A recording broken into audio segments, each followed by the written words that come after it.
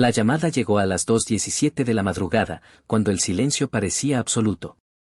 Andrés estaba despierto, como casi todas las noches desde que empezó a trabajar como operador de emergencias.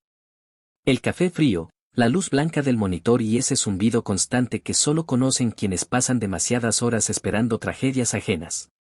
¿Emergencias? ¿En qué puedo ayudarle?, dijo con voz firme, entrenada para no temblar. Al otro lado, un susurro.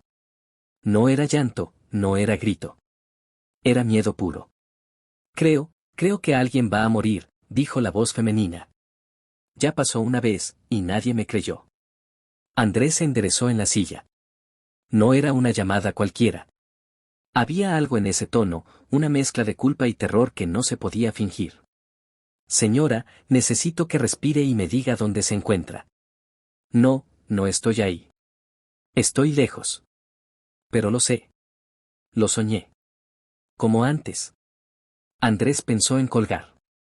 Muchas personas llamaban por delirios, pesadillas, paranoia. Pero recordó un archivo que había leído meses atrás, un caso real ocurrido en los años 90, donde una mujer había advertido con exactitud un asesinato días antes de que ocurriera. Nadie le creyó. El informe cerraba con una frase inquietante: la llamada fue grabada, pero archivada demasiado tarde. Dígame qué vio, preguntó Andrés, bajando la voz. La mujer tragó saliva. Un hombre, en una carretera mojada. Un camión sin luces. Un impacto seco. El reloj marcaba las 3:05. Siempre es igual. Siempre pasa. Andrés miró el reloj del sistema. 2:19 de la mañana. ¿Dónde es la carretera?, insistió. Hubo un silencio largo. Luego, la mujer respondió con precisión escalofriante, nombrando una vía real, un punto exacto, un kilómetro específico. Andrés conocía esa carretera. Había accidentes allí cada semana. Señora, voy a enviar una patrulla, dijo, aunque no estaba seguro de tener autorización. Pero necesito su nombre. No importa, respondió ella. Solo, no dejes que pase otra vez. La llamada se cortó. Andrés se quedó inmóvil, con el auricular aún en la mano. Dudó. Si se equivocaba, sería sancionado. Si no hacía nada, tal vez cargaría con algo peor. Decidió enviar la alerta. A las 3:06 de la madrugada, el sistema registró un accidente fatal en el kilómetro exacto que la mujer había descrito. Un camión sin luces. Un hombre muerto en el acto. Horas después, mientras revisaban la grabación, alguien notó algo que heló la sangre de Andrés. La llamada no aparecía en el sistema. Como si nunca hubiera existido. Y sin embargo, Andrés sabía la verdad. Aquella no había sido la primera llamada. Solo había sido la última.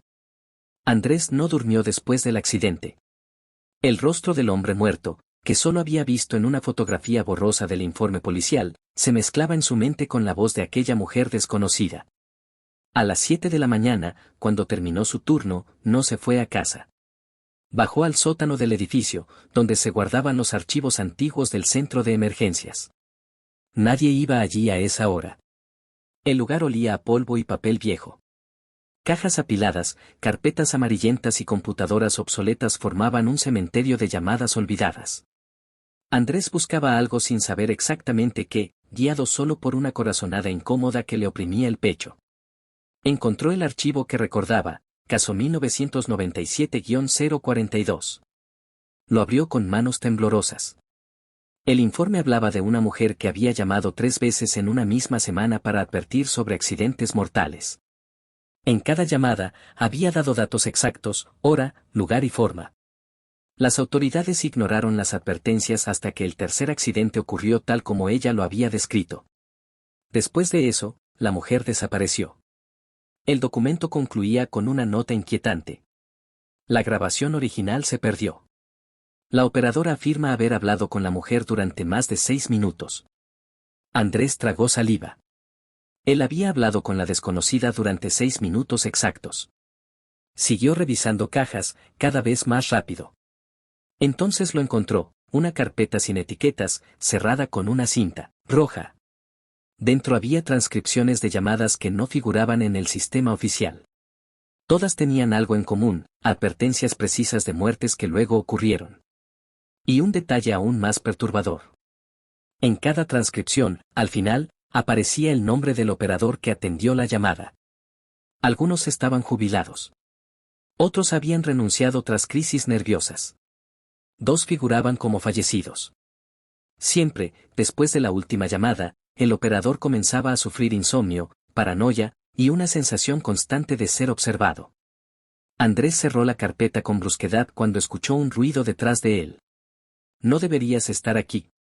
Era Marta, supervisora del turno nocturno.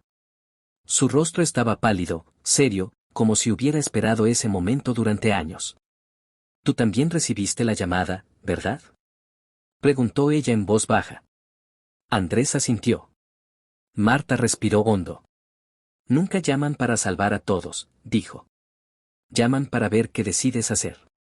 ¿Quiénes? Preguntó Andrés. Ella dudó, luego respondió. Nadie lo sabe. Solo sabemos esto, cuando las llamadas dejan de llegar, algo mucho peor ocurre. Antes de que Andrés pudiera preguntar más, el teléfono de emergencia sonó arriba, en la sala principal. Marta lo miró fijamente. Esta vez, susurró, no es un accidente. Andrés sintió un escalofrío recorrerle la espalda. Subió las escaleras sabiendo que, al contestar esa llamada, ya no habría vuelta atrás. Porque algunas voces no llaman para advertir. Llaman para prepararte. El teléfono seguía sonando cuando Andrés entró a la sala de emergencias. Nadie más se movía. Era como si el sonido solo existiera para él. Marta se quedó atrás, observándolo con una mezcla de miedo y resignación, como quien ya sabe el final de una historia pero no puede cambiarlo. Andrés levantó el auricular.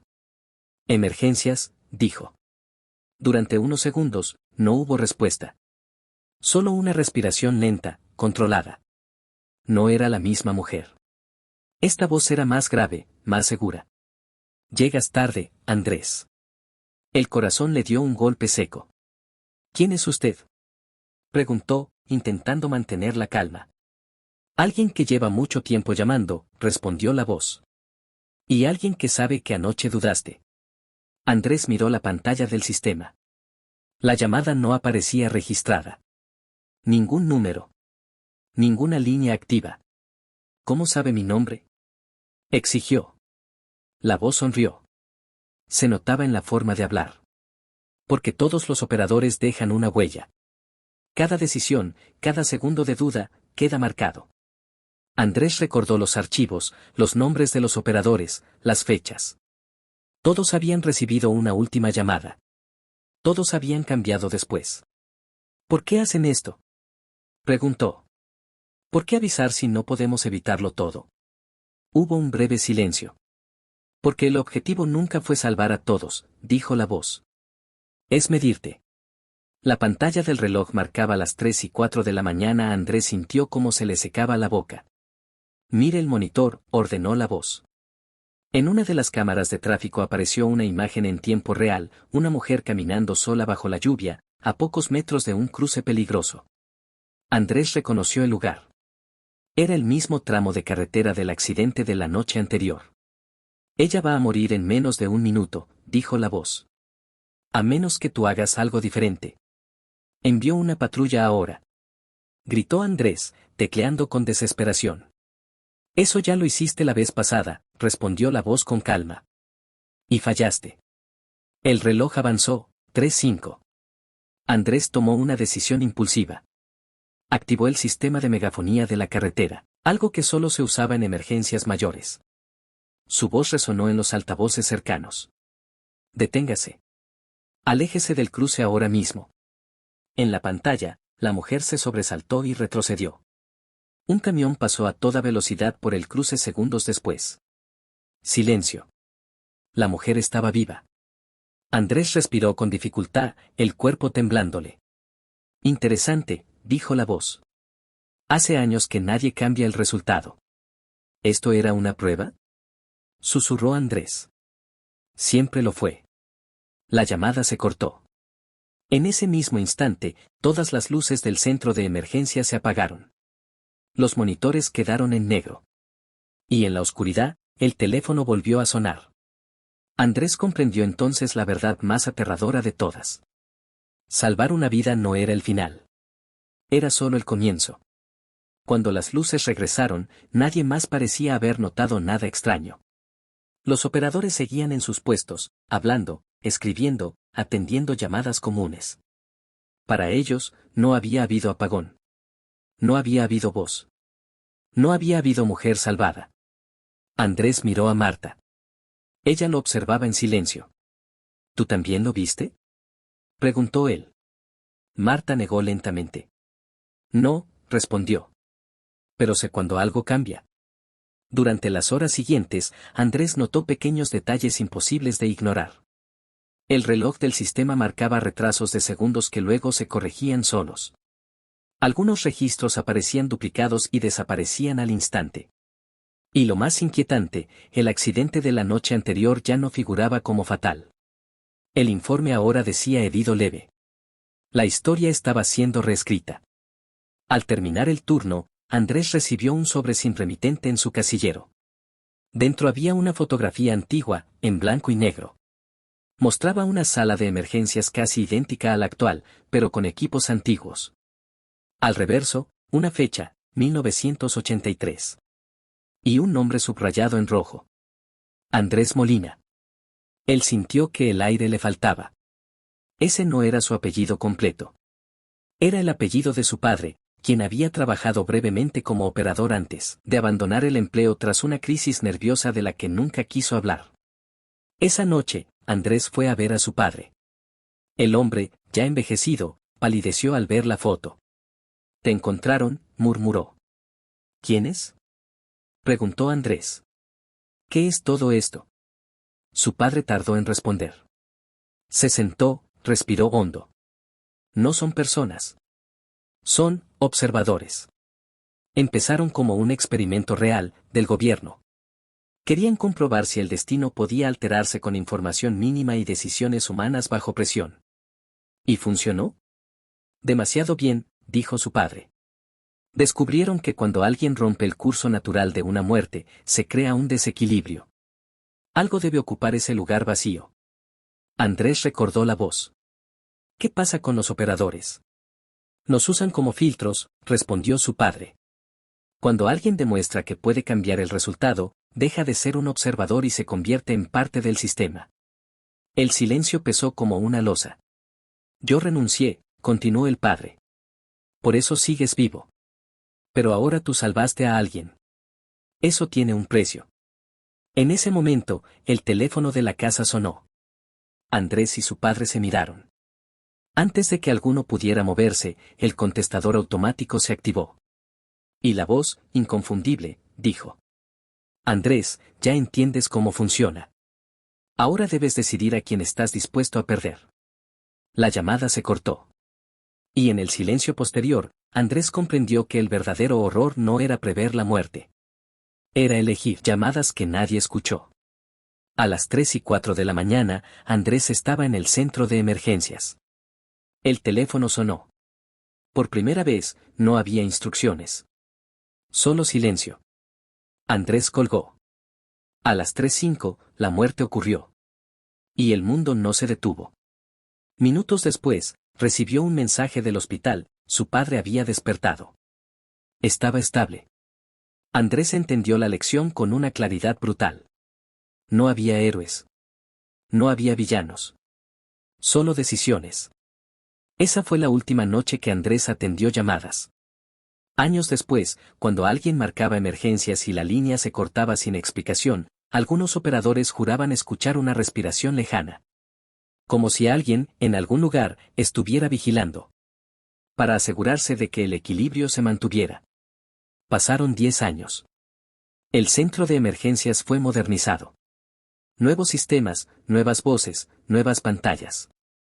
Pero hubo algo que jamás cambió: a veces, exactamente a las 2:17 de la madrugada, una línea se activaba sola durante unos segundos y luego se cerraba sin dejar rastro. No había número. No había grabación. No había error técnico. Solo un silencio incómodo. Andrés desapareció del registro público poco después de aquella última noche. No renunció. No fue despedido. Simplemente dejó de existir en los archivos oficiales, como tantos operadores antes que él. Sin embargo, en ciertos informes internos, los que no se muestran a nadie, su nombre aparecía asociado a una sola anotación. Filtro permanente. Estado, activo. Las muertes no se detuvieron. Nunca lo hacen. Pero desde entonces, algunos accidentes cambiaron de forma inexplicable. Un segundo de retraso. Un giro distinto. Un vehículo que frena sin razón aparente. Nadie lo notaba, pero las estadísticas comenzaron a mostrar algo imposible. Los eventos mortales evitados siempre coincidían con la ausencia de una llamada previa, como si alguien estuviera eligiendo el silencio. En un hospital del sur del país, un anciano despertó una madrugada con la sensación de haber sido salvado por algo que no pudo ver. Juró haber escuchado una respiración tranquila, firme, justo antes de que las máquinas volvieran a funcionar. Murió años después, en paz. Era el padre de Andrés. Una noche, una operadora nueva atendió una llamada extraña. No había voz, solo un leve sonido, como el de alguien escuchando desde muy lejos. ¿Hola?, preguntó ella, nerviosa. Antes de que pudiera colgar, una frase apareció escrita en el monitor, sin que nadie la tecleara. A veces, no intervenir también salva. La línea se cortó. La supervisora le dijo que olvidara el incidente. Que esas cosas pasaban. Que el sistema fallaba. La joven asintió, aunque sabía que no era cierto. Muy pocos entienden cómo funciona el mundo cuando nadie mira. Porque hay decisiones que no quedan grabadas. Sacrificios que no figuran en ningún informe. Y nombres que se borran para que otros puedan seguir viviendo. Desde entonces, cuando el reloj marca las 2:17, algunos sienten una calma extraña, como si algo terrible hubiera sido contenido en silencio. Y en algún lugar que no aparece en mapas ni registros. Alguien sigue escuchando. No para cambiar el destino, sino para asegurarse de que el precio ya fue pagado.